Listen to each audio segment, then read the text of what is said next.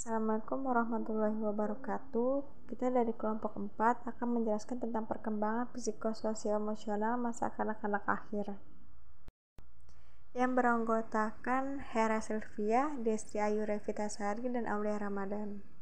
Pada masa kanak-kanak akhir yang mencakup rentang usia sekitar 9-12 tahun, perkembangan psikososial emosional akan mengalami peningkatan atau berbagai perubahan yang signifikan. Masa kanak-kanak akhir juga dikenal sebagai masa pra-remaja, merupakan periode perkembangan yang penting dalam kehidupan anak. Anak-anak mengalami berbagai perubahan, salah satunya fisik, emosional, sosial, dan kognitif yang memengaruhi perkembangan mereka.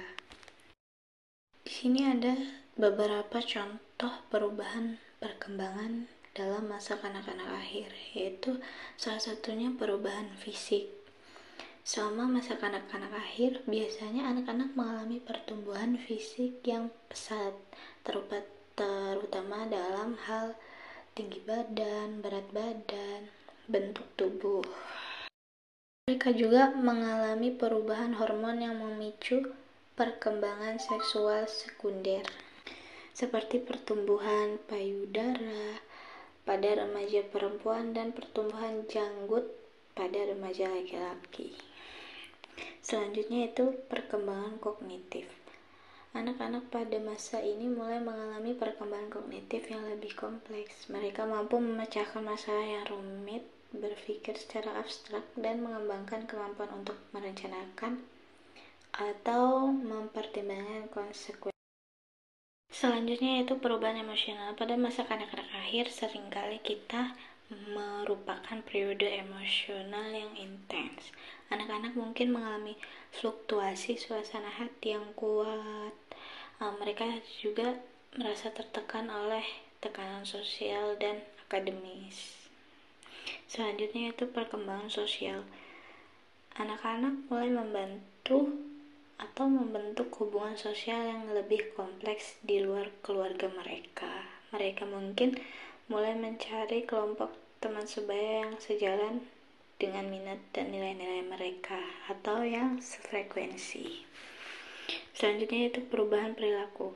Anak-anak pada masa kanak-kanak akhir juga mulai menunjukkan perubahan perilaku yang lebih mandiri, termasuk contohnya mengambil keputusan, eksploitasi identitas, dan mencari batasan-batasan dalam hubungan dengan orang tua dan otoritas lainnya. Selanjutnya yaitu kawan sebaya. Status kawan sebaya. Di dalam kawan sebaya pasti ada status. Yang pertama, anak-anak yang populer atau popular children. Anak yang populer cenderung mempunyai banyak teman, dipercaya atau dijadikan sahabat. Yang kedua, anak-anak yang rata-rata atau average children.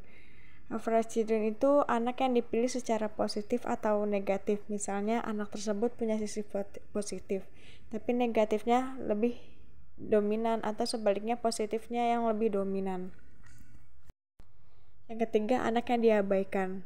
Anak yang diabaikan ini yang artinya jarang dilirik karena biasanya ekstrovert, bukan berarti tidak ditemanin. Yang kelima, anak yang ditolak. Anak yang ditolak ini cenderung dijauhi karena kurang disukai. Yang terakhir, anak yang kontroversial. Kontroversial children contohnya si A mempunyai sahabat terbaik, tapi teman sebaya A tidak suka dengan temannya si A. Di sini ada beberapa contoh-contoh tentang perubahan status kawan sebaya yang sering terjadi pada saat ini.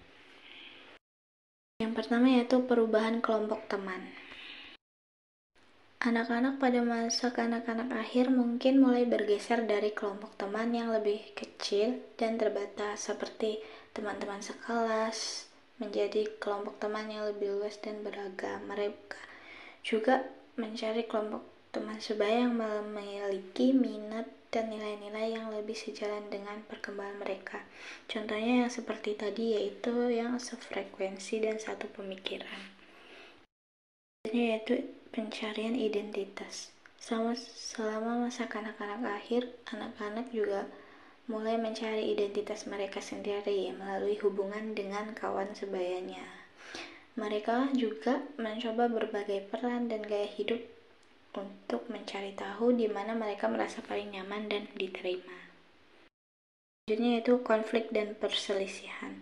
Perubahan status kawan sebaya juga pada masa kanak-kanak akhir dapat menyebabkan konflik dan perselisihan antar anak-anak. Mereka juga mengalami persaingan antar teman, pengucilan, pembulian, kesulitan dalam mempertahankan hubungan dengan teman-teman di sekitar. Selanjutnya yaitu hubungan romantis. Pada masa kanak-kanak akhir, anak-anak juga mengalami hubungan yang romantis. Pertama, mereka dengan teman-teman mereka. Hal ini juga dipengaruhi dinamika dalam kelompok teman sebaya dan memberikan pengalaman baru kepada mereka dalam hubungan sosial.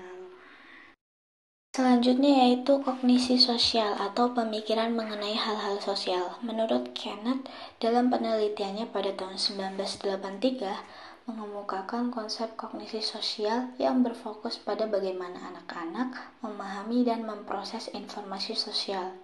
Kenneth juga mengembangkan model pemrosesan informasi sosial yang menjelaskan bagaimana anak-anak merespons situasi tersebut. Di sini saya akan memberikan contoh-contoh komponen utama dari kognitif sosial yang terjadi pada masa ini. Salah satunya itu pemahaman tentang emosi. Anak-anak pada masa kanak-kanak akhir atau pra-remaja mulai memahami emosi orang lain dengan lebih baik atau terkontrol. Mereka juga mulai mengenali ekspresi wajah, nada suara, dan bahasa tubuh yang menunjukkan perasaan seseorang seperti sedih, senang, bahagia, dan ekspresi lainnya. Materi yang selanjutnya yaitu ada bullying. Bullying diartikan sebagai perilaku verbal atau fisik yang dimaksud untuk menyerang seseorang. Para peneliti menemukan bahwa anak-anak cemas secara sosial menarik diri dan agresif memiliki kecenderungan lebih besar untuk menjadi korban bullying. Di sini ada beberapa contoh kasus bullying yang sering terjadi. Yang pertama, ada bullying verbal. Bullying verbal ini termasuk penghinaan, ejekan, atau ancaman yang dilontarkan secara verbal kepada korban. Contohnya, Puspa menyebutkan nama panggilan yang merendahkan, mengolok-olok penampilan fisik, atau membuat lelucon yang menyakitkan hati Vira. Yang kedua ada bullying fisik. Bullying fisik ini melibatkan tindakan agresif secara fisik seperti pukulan, tendangan, dorongan, atau merampas barang milik korban, dan dapat menyebabkan cedera fisik. Contohnya seperti Koirin menendang kaki Agung karena ingin merampas barang milik Agung. Yang ketiga ada bullying sosial. Bullying sosial ini terjadi ketika seseorang sengaja mengisolasi atau mengecualikan korban dari kelompok atau aktivitas sosial tertentu. Contohnya Fahri mengabaikan Siti dan membatasi akses Siti ke lingkungan sosial. Yang keempat ada bullying cyber. Bullying cyber ini merupakan bentuk bullying yang terjadi melalui media sosial, pesan teks, atau platform digital lainnya. Contoh bullying cyber termasuk menyebarkan foto atau informasi pribadi yang merugikan korban, menyerang karakter seseorang secara online, atau ancaman melalui pesan elektronik. Yang kelima ada bullying emosional. Bullying emosional ini melibatkan manipulasi emosional terhadap korban dengan tujuan membuatnya merasa tak berdaya, tidak berharga, atau tidak aman secara emosional. Contohnya, Kamel mengancam untuk meninggalkan atau tidak berteman lagi dengan Aulia karena Aulia tidak ingin memberikan duitnya untuk Kamel. Materi yang selanjutnya yaitu sahabat. Yang pertama ada pertemanan atau companionship. Contohnya, Vira bersedia meluangkan waktu bersama dengan Desti dan bergabung dalam aktivitas kerja sama dengan Desti. Nah, itu termasuk ke dalam contoh pertemanan. Yang kedua ada stimulasi atau stimulation. Contohnya seperti Angel memberikan informasi yang menarik dan mengasyikkan kepada Puspa, seperti informasi-informasi yang lucu. Yang ketiga ada dukungan fisik atau physical support. Contoh dari dukungan fisik ini misalnya seperti Desti memberikan waktu luangnya dan membantu pekerjaan Vira, atau misalnya Vira ingin pindahan ke kos barunya dan Desti membantu Vira untuk berpindahan ke kos dan atau memberes-bereskan barang-barang Vira. Yang keempat ada dukungan ego atau ego support. Contohnya, Manda memberikan dukungan kepada Anissa karena Anissa sedang tertimpa masalah. Yang kelima ada perbandingan sosial atau social comparison.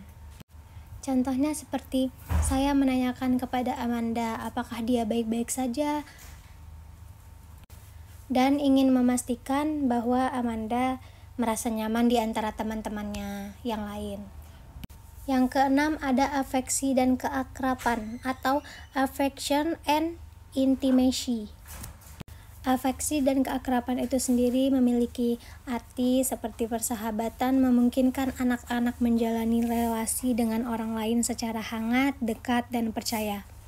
Keakraban dalam persahabatan memiliki ciri adanya keterbukaan diri atau self-disclosure dan berbagi, sharing pikiran-pikiran pribadi mereka. Dan materi yang selanjutnya yaitu sekolah, mencirikan aspek sekolah dalam perkembangan anak-anak di masa kanak-kanak akhir, yaitu A. Pendekatan kontemporer terhadap pembelajaran siswa.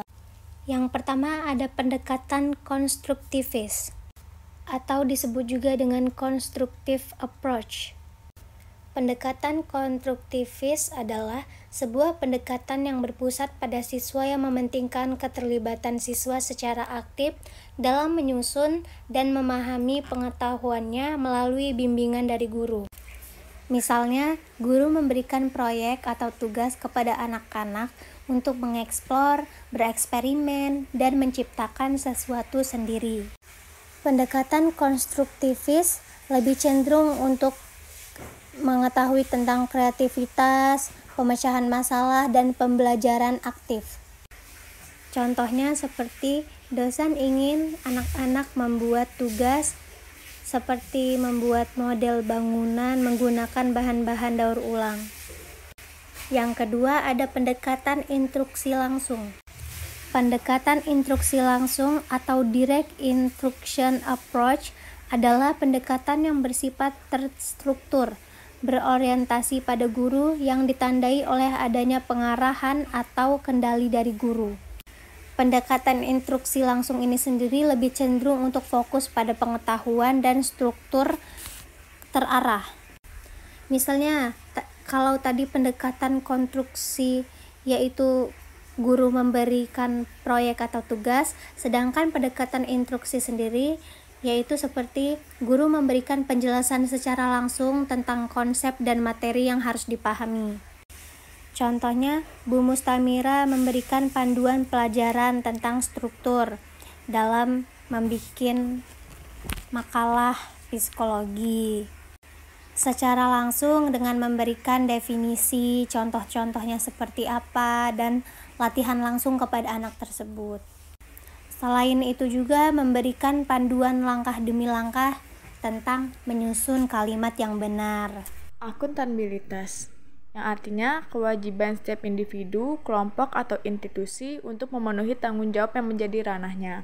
Contohnya tuh seperti adanya ujian kayak UTS, UAS. Dengan diterapkannya program ini, itu memiliki dampak positifnya, misalnya dapat meningkatkan performa siswa itu sendiri.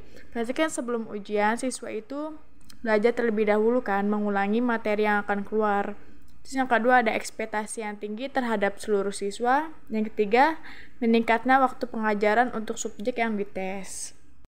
Subbab berikutnya ada status sosioekonomi dan etnisitas. Pendidikan para siswa berlatar belakang penghasilan rendah. Saat ini kelompok ekonomi sangat berpengaruh terhadap lingkungan sekitar. Misalnya ada yang berlatar belakang etnik minoritas dan memiliki ekonomi yang rendah. Pasti anak tersebut mengalami kesulitan dalam belajar atau sekolah karena pasti dia mendapatkan perbandingan dari teman-temannya. Intinya dia mendapatkan sifat yang tidak adil. Banyak anak-anak yang berlatar belakang kemiskinan dan mengalami permasalahan dalam belajarnya. Permasalahan tersebut tuh bisa muncul dari orang tuanya. Misalnya, orang tua yang tidak menerapkan pendidikan tinggi, orang tua yang tidak mampu untuk mengajarkan anak-anaknya, atau orang tua yang tidak kuat membiayai pendidikan anak tersebut. Terkait dengan rendahnya konsistensi, stimulasi, gaya pengasuhan yang menekankan hukuman sehingga menjadi anak yang bermasalah dengan perilaku dan kemampuan verbal. Etnisitas sekolah adalah konsep yang merujuk pada keragaman etnis dan budaya yang di dalam lingkungan sekolah. Etnisitas sekolah itu mencakup berbagai kelompok etnis yang diwakili oleh siswa, guru, dan staf di sekolah, serta bagaimana keragaman ini mempengaruhi dinamika sosial, pembelajaran, dan kebijakan sekolah. Ada beberapa aspek-aspek etnisitas di sekolah. Yang pertama ada keragaman siswa. Sekolah dengan populasi siswa yang beragam secara etnis mencerminkan berbagai latar belakang budaya, bahasa, dan tradisi. Ini bisa berarti adanya siswa dari berbagai suku, agama, dan negara asal. Dengan menghindarinya perbandingan-perbandingan antara siswa satu dan siswa lainnya, ada beberapa strategi nih yang dapat digunakan untuk meningkatkan relasi di antara para siswa yang berasal dari berbagai macam etnik. Yang pertama ada atur posisi atau susunan tempat duduk di kelas yang memungkinkan pembauran. Yang kedua, ada mendorong para siswa untuk memiliki kontak pribadi yang positif dengan keragaman siswa lain. Yang ketiga ada mengurangi bias, kecenderungan atau prasangka tertentu yang mempengaruhi cara seseorang berpikir, menilai, atau bertindak. Yang keempat ada memandang sekolah dan komunitas sebagai sebuah tim. Jadi dengan adanya strategi-strategi ini itu dapat mengurangi perbandingan-perbandingan dari siswa satu dan siswa lainnya. Jadi semuanya itu dapat berbaur, dapat menerima perbedaan-perbedaan agama, budaya, atau dari negara asal. Selanjutnya ada perbandingan lintas budaya. Biasanya di negara luar memperlihatkan cara belajar orang luar, tapi itu bisa efektif, bisa tidak efektif, tergantung siswa atau siswinya masing-masing. Biasanya di Indonesia, orang tua dan pendidik mendukung anak-anaknya dalam mengembangkan keterampilan sosial dan emosional mereka sesuai dengan nilai dan norma budaya yang ada. Sekian presentasi dari kami. Apabila ada kesalahan, kami mohon maaf yang sebesar-besarnya. Wassalamualaikum warahmatullahi wabarakatuh.